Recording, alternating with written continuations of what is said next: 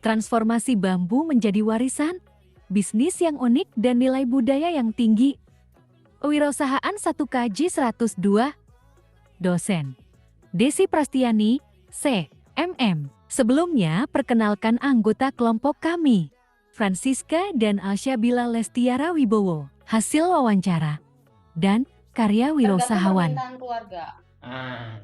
Oh, tapi kebanyakan orang akan memilih rumah tradisional atau rumah modern yang kayak cetakan gitu. Selama ini sih masih banyak yang tradisional semua. Iya, tapi dengan Karena ini tradisi keturunan. kalau nggak kayak gitu mungkin wirausahaannya nggak akan sepanjang ini ya Betul. karena kan tradisional. Jadi sampai kapanpun orang akan cari barang ini. Barang ini akan selalu ada, nggak akan habis. Nggak akan habis. Iya, seperti itu. Bagus juga ya pemilihan usahanya. Oke, selanjutnya. Apakah ada strategi untuk menekan biaya produksi tanpa mengurangi kualitas barang? Kan dengan harga-harga yang naik nih Om, pasti Om akan menekan harga nih biar kita jual ke sebuah rumah duka itu nggak akan naik harganya Om. Jadi kan tetap rumah duka itu langganan sama kita. Nah itu gimana caranya Om? Selama ini saya dari dulu tidak pernah menekan biaya. Mungkin makin tahun keuntungan saya makin kecil. Nggak jadi masalah bagi saya. Karena apa? Yang penting pekerja saya bisa hidup, ada kerjaan. Jadi saya nggak selalu mementingkan keuntungan pribadi, enggak.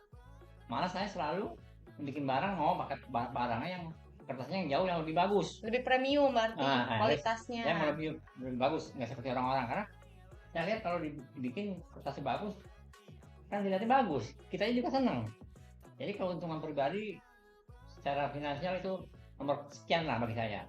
Yang penting kualitas barangnya.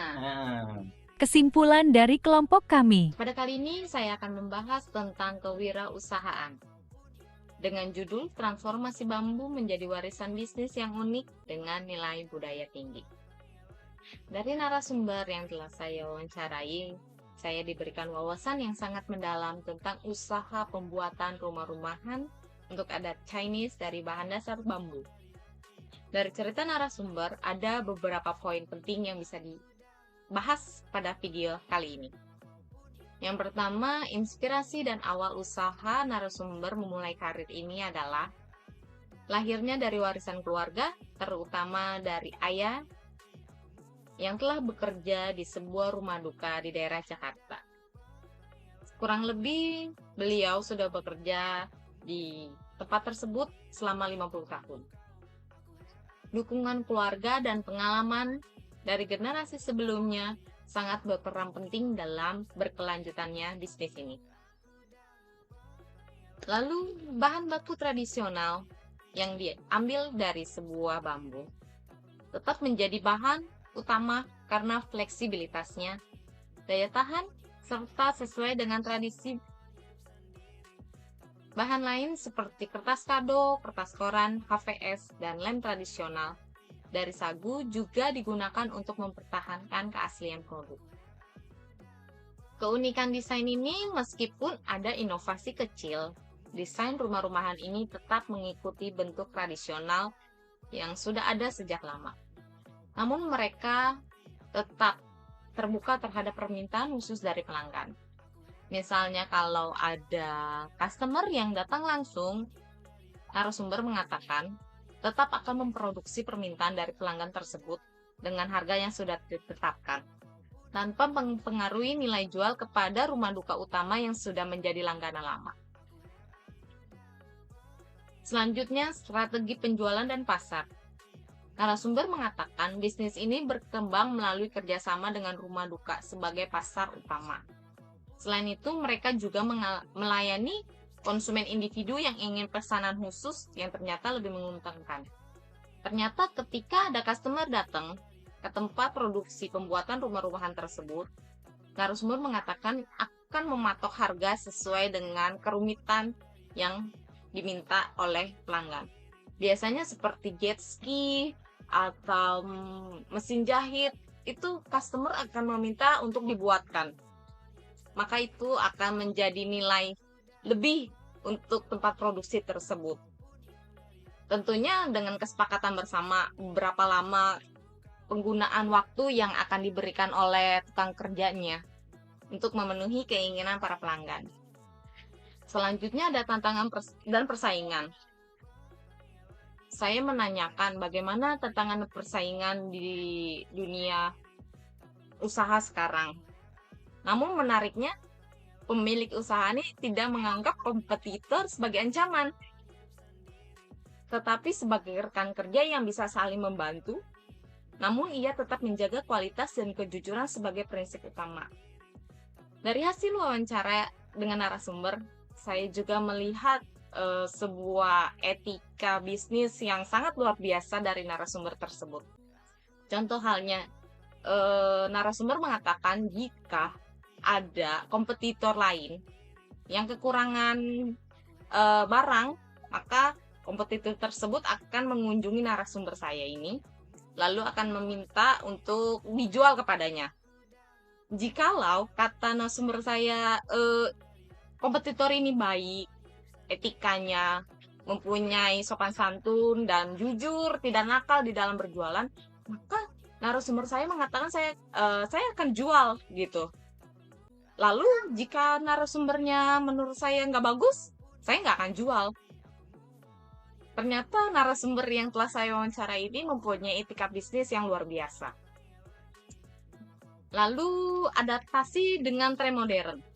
Saat ini ada inovasi rumah-rumahan berbahan cetakan kertas yang lebih praktis. Namun kebanyakan orang masih memilih produk tradisional karena faktor budaya. Nah, ini juga menarik. Karena narasumber mengatakan dengan zaman sekarang, dengan zaman era modern, ternyata ada rumah-rumahan untuk adat Chinese ketika ingin dikremasi itu berbentuk cetakan. Kalau narasumber saya ini kan berbahan dasar bambu, mereka membuat, mengolah, menjadikan sesuatu yang indah. Tapi dengan zaman modern sekarang, ada pabrik yang tinggal mencetak. Itu sesuatu yang beda dengan yang tradisional sekarang. Tapi saya menanyakan bagaimana?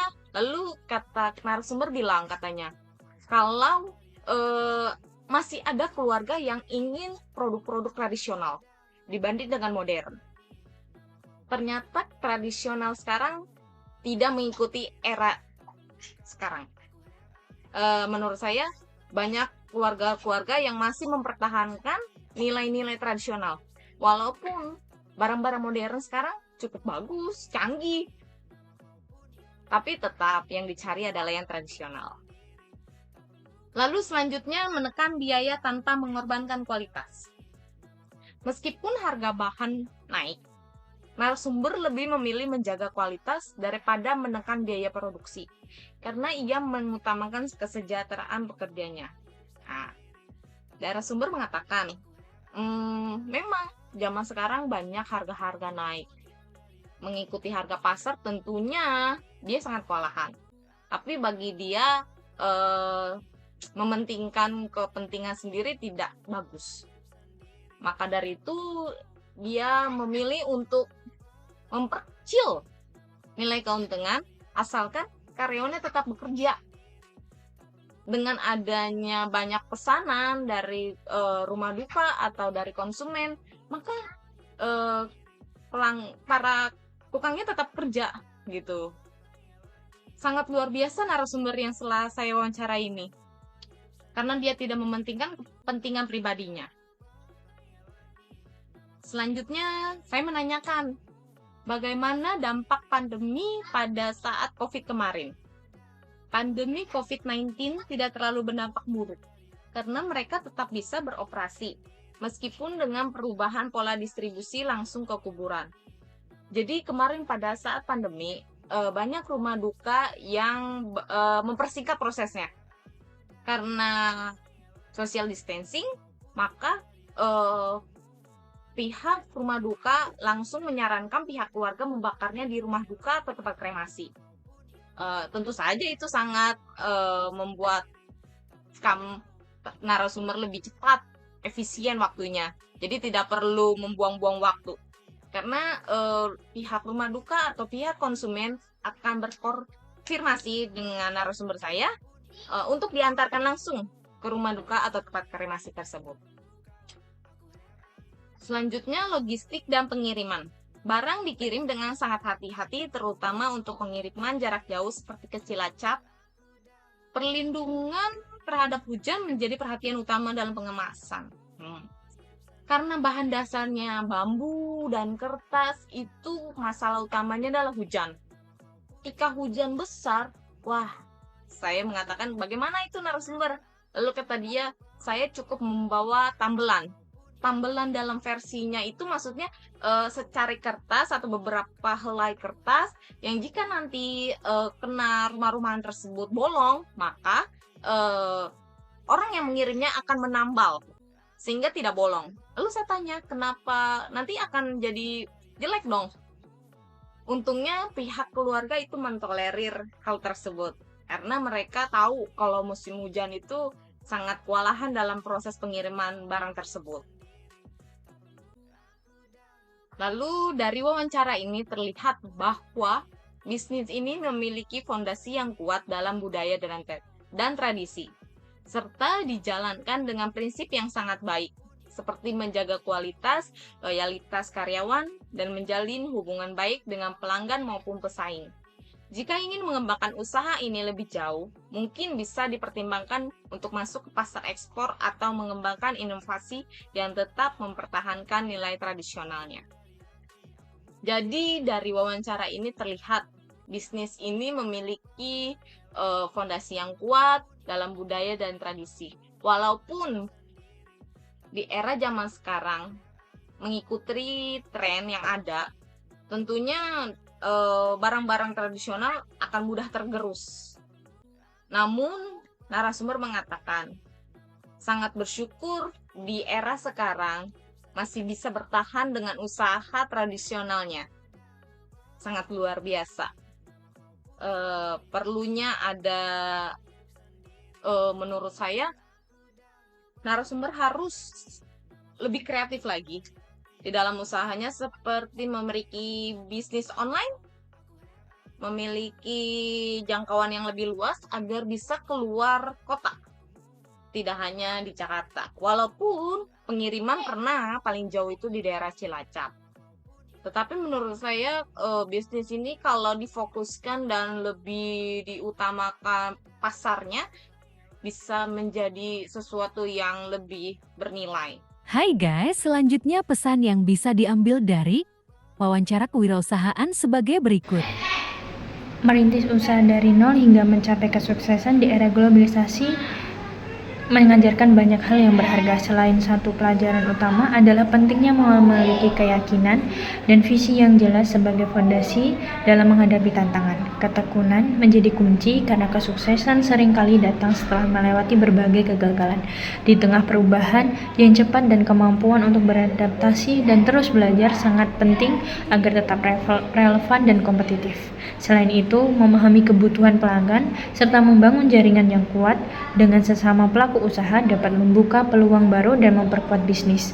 Dalam era globalisasi, wirausahawan juga perlu mengedepankan etika dan tanggung jawab sosial, menciptakan dampak positif bagi masyarakat dan lingkungan. Semua ini menunjukkan bahwa perjalanan kewirausahaan bukan hanya tentang meraih keuntungan, tetapi juga tentang membangun usaha yang inovatif, kreatif, dan berkelanjutan, dan bermanfaat bagi banyak orang.